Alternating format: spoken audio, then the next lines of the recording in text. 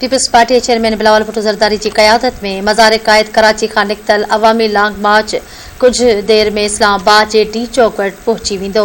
हुकूमत ख़िलाफ़ 27 फरवरी खां शुरू कयल अवामी लॉन्ग मार्च अॼु 8 मार्च ते डी चौक ते पहुची रहियो आहे। अवां खे आगाह कयूं पिया पीपल्स पार्टी जे चेयरमैन बिलावल भुट्टो वज़ीर आज़म इमरान ख़ान खे इस्तीफ़ा लाइ 24 कलाकनि जो अल्टीमेटम ॾिनो हो, जेको अॼु पूरो थी वेंदो। अहम ख़बर अवां खे ॾियूं पिया। बिलावल भुट्टो ज़रदारी चयो आहे त इमरान ख़ान इस्तीफ़ा न ॾिनी त डी चौक ते पहुचण बैदि धमाधम मस्त कलंदर थींदो। KPK गिलगित बल्तिस्तान ऐं कश्मीर मां आयल काफ़िला लॉन्ग मार्च में शिरकत लाइ डी चौक पहुची विया आहिनि। अहम ख़बर ॾियूं पिया अवां खे लॉन्ग मार्च बाबति ॿुधाईंदा हलूं त कुझु देर में बिलावल भुट्टो ज़रदारी जी क़यादत में काफ़िलो डी चौक ते पहुची वेंदो।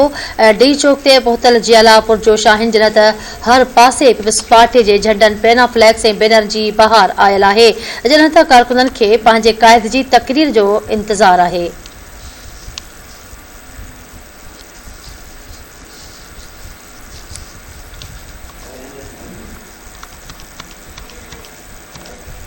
अवां खे ॿुधाईंदा हलूं त Peoples Party chairman Bilawal Bhutto Zardari चयो आहे त इमरान ख़ान इस्तीफ़ा न ॾिनी त डी चौक ते पहुचण बैदि धमाधम मस्त कलंदर थींदो। KPK गिलगित बल्तिस्तान ऐं कश्मीर मां आयल काफ़िला लॉन्ग मार्च में शिरकत लाइ डी चौक पहुची विया आहिनि, जॾहिं त कुझु देर में बिलावल भुट्टो ज़रदारी जी क़यादत में काफ़िलो डी चौक ते पहुची वेंदो।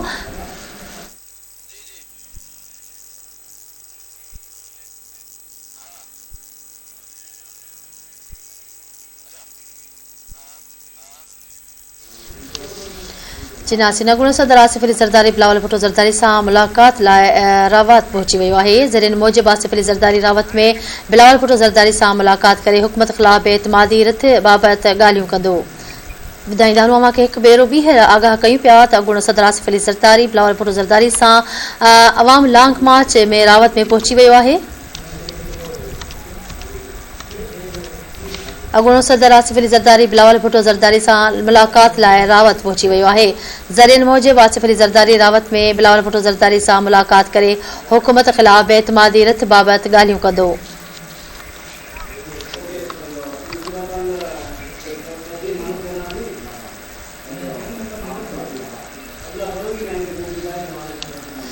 चिनासी नगुण सदर आसिफ अली ज़रदारी बिलावल भुट्टो ज़रदारी सां मुलाक़ात लाइ रावत पहुची वियो आहे।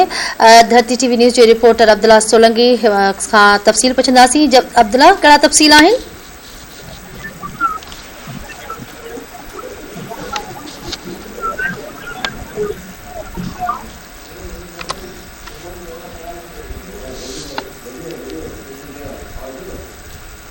जी अब्दुल्ला, आगाह कजो तफ़सीलनि बाबति।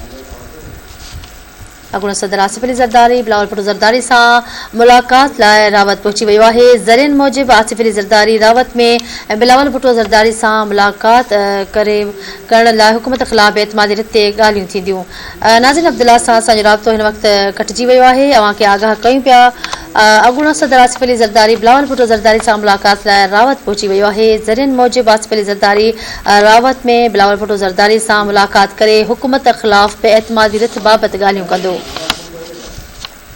अवां खे आगाह कयूं पिया अॻूणो सदर आसिफ अली ज़रदारी बिलावल भुट्टो सां मुलाक़ात लाइ रावत पहुची वियो आहे।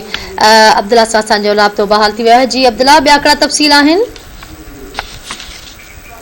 जी बिल्कुल, Pakistan Peoples Party chairman Bilawal Bhutto Zardari से आज सदर आसिफ अली ज़रदारी मुलाकात की है, जैसे मुलाकात में जो मौजूदा सियासी सूरत हाल से ख्याल की ॾे वठि पिण कई हुई है। उन गॾो गॾु मां इहो वाज़िह कंदो रहां त अॼु डी चौक ते इस्लामाबाद में जो ही जलसो थियण वारो आहे, उन में पिण बिलावल भुट्टो ज़रदारी शरीक थींदो ऐं ख़िताब कंदो। उन खां अॻु जी ये मुलाकात है जंहिंमें जेको सियासी सूरत हाल ते ॻाल्हि ॿोल कई हुई। उन सां गॾो गॾु मां इहो पिण वाज़िह कंदो आहियां त गुज़िरियल ॾींहुं बि जेको शहबाज़ शरीफ़ ऐं मौलाना फज़लुर रहमान सां आसिफ अली ज़रदारी जी मुलाक़ात थी हुई, जंहिंखां पोइ अॼु हिकु भेरो ॿीहर इहा मुलाक़ात थियण खां पोइ अॼु बिलावल भुट्टो ज़रदारी सां मुलाक़ात कई आहे। जीअं बिलावल भुट्टो ज़रदारी उतो रवात मां निकिरंदो, तीअं जेको आहे डायरेक्ट जेको ख़िताब करण खां पोइ डी चौक पहुचंदो। हिन वक़्तु डी चौक जो माहौल सरगर्म आहे ऐं जेको आहे हर पासे ॾांहुं हज़ार जी तादाद में जेके माण्हू मौजूदु आहिनि पाकिस्तान पीपल्स पार्टी जे जियाला कारकुन ऐं ॿी जेकी क़यादत आहे उहा पिण जेको आहे हिते पहुतल आहे।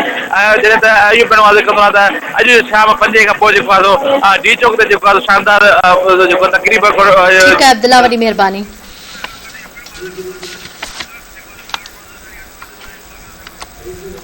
अॻूणो सदर आसिफ अली ज़रदारी बिलावल भुट्टो ज़रदारी सां मुलाक़ात लाइ रावत पहुची वियो आहे।